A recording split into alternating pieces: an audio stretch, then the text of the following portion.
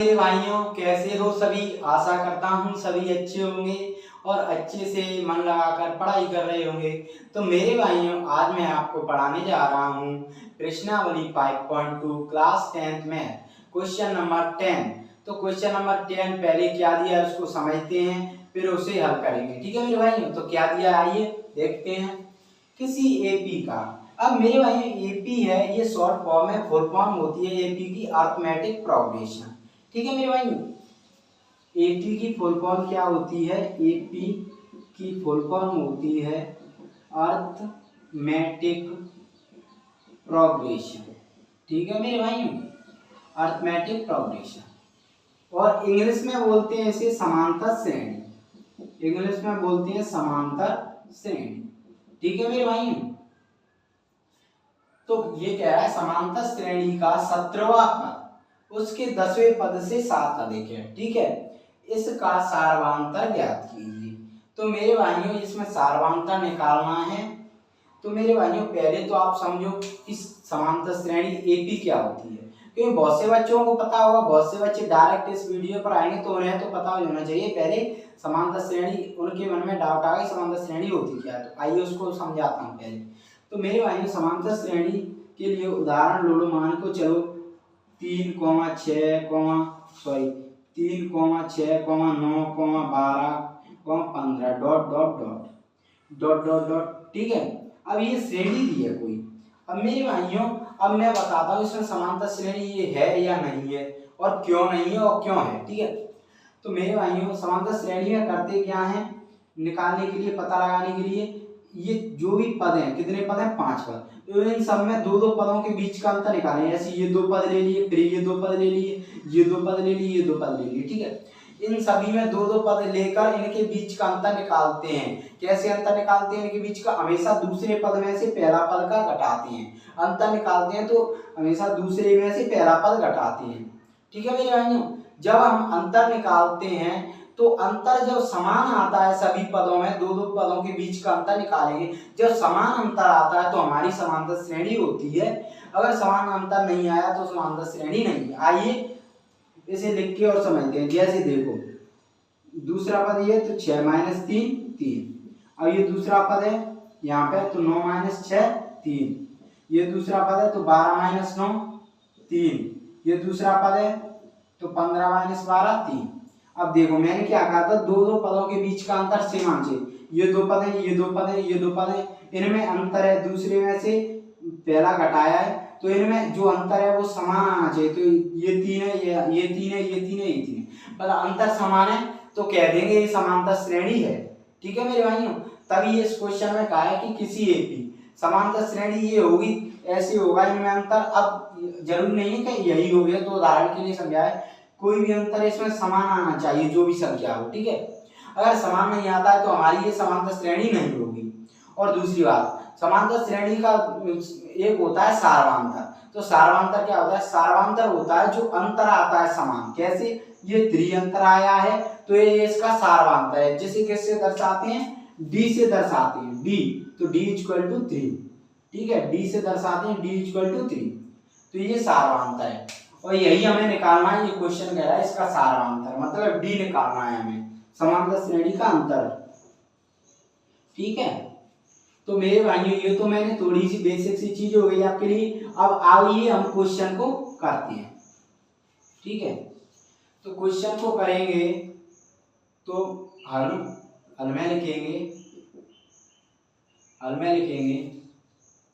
दिया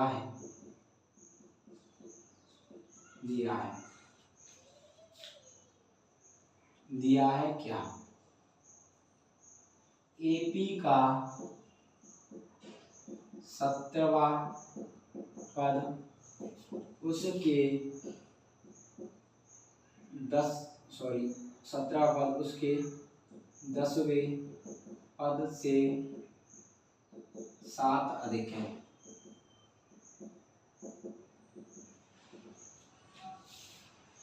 ज्ञात करना है सार अंतर, जिसे डी से दर्शाते। ठीक है, अब लिख देंगे प्रश्नानुसार।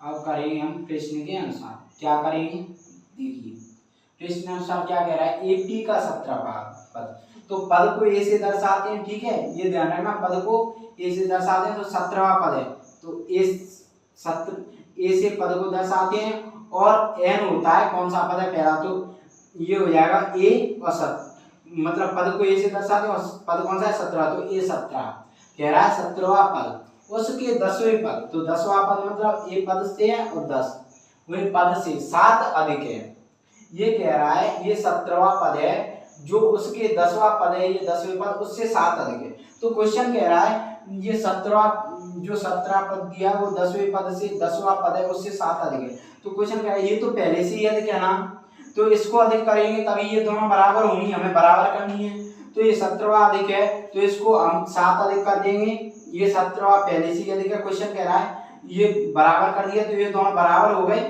ठीक है, ये दोनों अब बराबर हो गए, यही क्वेश्चन कह रहा है आपसे, क्या यहाँ से क्या निकालना है सार्वधातुक, तो इसमें लगाएंगे हम nवें पद का सूत्र, क्योंकि सार्वधातुक के लिए डी निकालना है, तो ये nवें पद का सूत्र होता है, क्या होता है मेरे भाइयों, an equal to a plus n minus 1d, ये सूत्र होता है, इसमें डी ये दिया है, अब यहाँ पर डी निकालना है हमें, तो 17वां पद a और n होता है कौन सा पद है, तो यहाँ पे n ये है a पद होता है, ठीक है, n होता है पद का मान, तो a 17 है, तो इसके लिए 17वें पद के लिए लगा पहले, तो 17वें पद के लिए n वा पद का सूत्र, पहले इसके लिए सूत्र लगाओ 17वें पद के लिए, तो लगाओगे तो क्या होगा an equal to a plus n minus 1d, तो a n मतलब कौन सा पद 17वां पद, a 17 लिखोगे इसको इक्वल टू, ठीक है, a प्लस, अब n का मतलब होता है कौन सा पद, तो 17वां पद है तो 17 माइनस 1 इंटू डी, तो यहाँ से क्या आ जाएगा ये 17वें पद का मान a प्लस 16d, ठीक है, ये आ गया हमारा 17वें पद का मान a प्लस 16d, अब यहाँ पे चलो इधर, तो अब कौन सा है 10वां, तो 10वें पद के लिए लगाओगे सूत्र, जब 10वें पद के लिए आया तो इधर से लिख दो, क्योंकि उधर का है क्या है, फिर मतलब ऐसे लाइन खींच लो, सॉरी लाइन खींच लो जिससे दिक्कत ना आए, ऐसे, ठीक है, तो यहाँ से 10वें पद के लिए लगाओगे तो 10वें, सॉरी मेरे भाई 10वें पद के लिए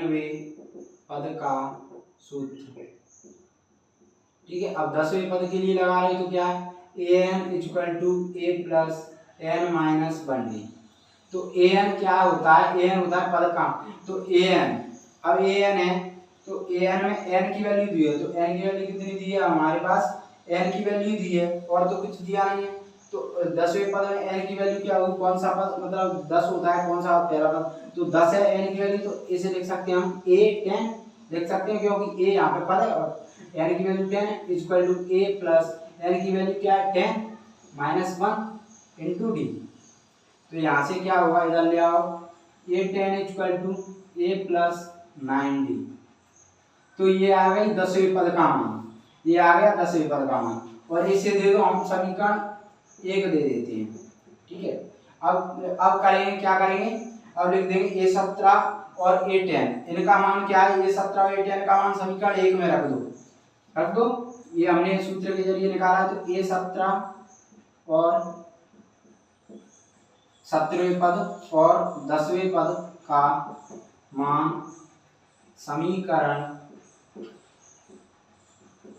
1 में रखने पर रखोगे जब मान, तो a 17 का क्या है a plus 16d equal to a plus 16d 17वें पद का, और a 10 का क्या है a प्लस 9d प्लस 6, इतना आपको समझ में आ गया। अब यहाँ से सॉल्व करोगे तो ए प्लस डी का मान निकालना है तो ए प्लस 16d, ठीक है। इधर ले आओगे तो माइनस का ये हो जाएगा, ए माइनस का हो गया 9d प्लस 7, ठीक है मेरे भाइयों। ए से ए कट जाएगी ये। अब 16d इधर ले आओ, 9d को इधर dd वाला, तो d इक्वल टू 7। अब यहाँ से कितना आ जाएगा, 16 में से 9 गया 7d। अब यहाँ से क्या होगा, अब ठीक है हो गया। अब इधर ले लो, जगह बच रही है थोड़ी इधर। अब देखो 7d या d का मान यहाँ से निकालोगे तो कितना आएगा, d इक्वल टू 7, इधर ये गुणा का भाग में चला जाएगा तो 7/7, तो यहाँ से ये कट जाएगा तो बना गया। तो d की वैल्यू कितनी आ गई, 1। और d को क्या बोलते हैं, सार्वधातुक, सार्वधातुक बोलते हैं ना, सार्वधातुक, सार्वधातुक इक्वल टू 1। और क्वेश्चन पूछ क्या रहा है हमारा, क्वेश्चन पूछ रहा है इसका सार्वधातुक, तो तब लिख दो, तब एपी का सार्वधातुक d equal to 1, d equal to 1। तो मेरे भाइयों आप आशा करता हूं कि ये क्वेश्चन है ये आपको समझ में आया होगा। तो वीडियो को लाइक करना, शेयर करना और वीडियो पर कमेंट करना कि मेरे भाइयों कैसा समझ में आया। अपना रिएक्शन जरूर देना कि समझ में कैसा आया या समझ में नहीं आया, मतलब बताना जरूर, जिससे मैं और इम्प्रूव करूंगा अपनी टीचिंग स्किल्स में और अच्छा समझाने का प्रयास करूंगा। तो मेरे भाइयों इसी के साथ हम कल मिलते हैं।